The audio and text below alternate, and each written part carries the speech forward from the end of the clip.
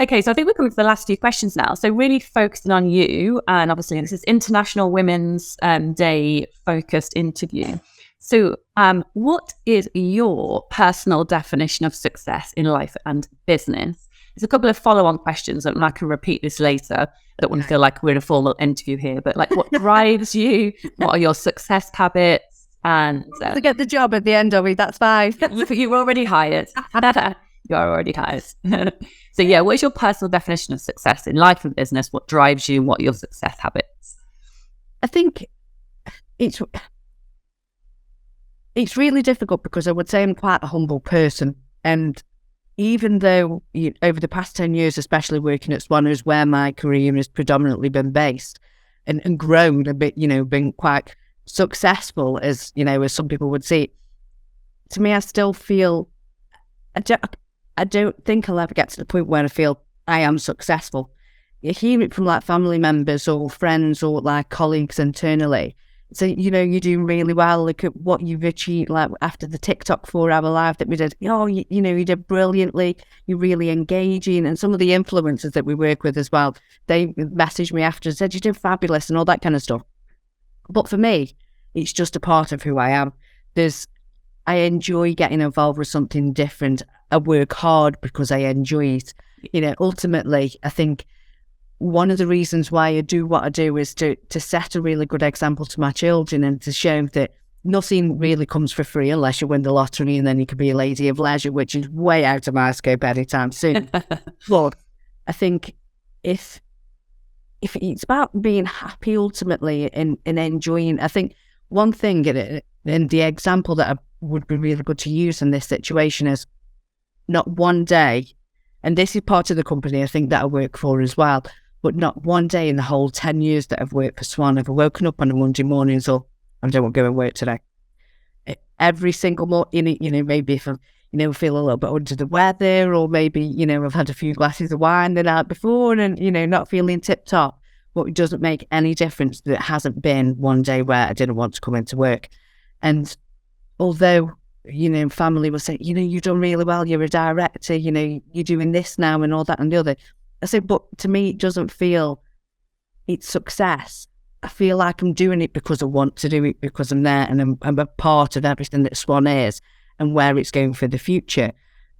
So it's, to me, I feel humble, I feel happy, and I'm still wanting to do more, even though I think success is in the eye of the beholder, not necessarily, the person who's in that situation at that any one time. I know that kind of, I don't know, it's really difficult to explain really, but I think everybody's got their own definition of success, whether, even doing the laundry, I've got so many I call it the Mount Etna of laundry that I have sometimes with having children and a partner. You come to Sunday morning and think, oh no, I've got another 10 loads to wash in that I've got. So that is success, actually getting through all that laundry and folding it and putting it away in the cupboards ready for school or something the next day. That's a successful weekend. But I think just from a work perspective, for me, being successful was getting the sale on TikTok after I've just done 4 hours of time. Reward and success. Yeah. So would you say happiness is a measure of success? I think so, yes. I think there's got to be an element of happiness of being successful. I think it's about achieving goals in one respect, and it's about being happy with what you've achieved at the same time. I think it's one of those words that I can't really pinpoint how, what success is, because I'm here because I've worked hard, and say people would see that as a successful thing. But I wouldn't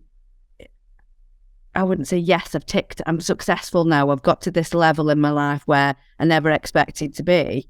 But for me, successful still continues to linger. I still feel like I want to achieve more to get. And I want to, I want to buy a bigger house, or I want to have a holiday in the Bahamas for 2 weeks on my own, drinking pina colada. I'll come with you, please. Works good. Yeah, agrees. So, you can look at success in so many different ways. Mm-hmm. I think you might get to a point where you think, oh yeah, once I get to this level, I am successful. But for me, I don't feel that way because there's still so much more I want to achieve in the future. That, you know, I might never get to that point where I feel, yes, I am successful now because I've achieved everything that I want to do. I'm always moving the goalposts. Well, that's really interesting. I'm going to ask you a follow-up question about this. Because obviously we're talking about women and embracing equity. Is there an undercurrent at all? And I know I suffer with this, imposter syndrome. Yes. Yes. And I think this does come back to females and women in these kind of industries. So especially in a sales environment, going back 10 years ago, it was very male dominated. And I think looking at the future for me, will I ever be successful? You know, am I the right person in the right place?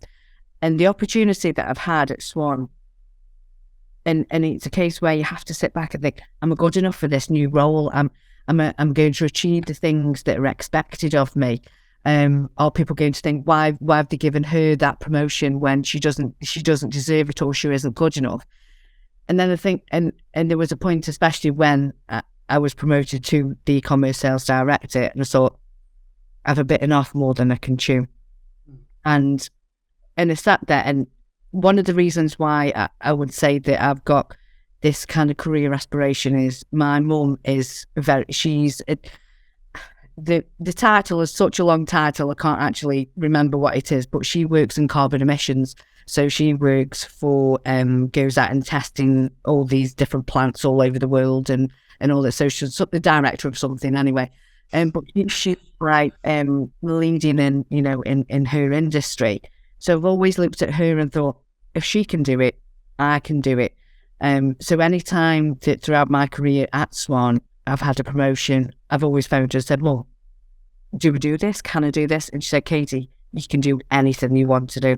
They would not have put you in that position or given you that promotion if they didn't think you weren't capable of achieving their expectations of you. And sometimes it's just really simple tasks, like, I don't know, we keep going back to TikTok, but then I think, am I going to get this? Because, you know, it's not my, you know, something I'm interested in from a personal point of view. I'm intrigued by, you know, by every, all means, but I think, am I doing the right thing? Am I going to make it work? Should this fall under my remit? And I just think that's just a natural part of life.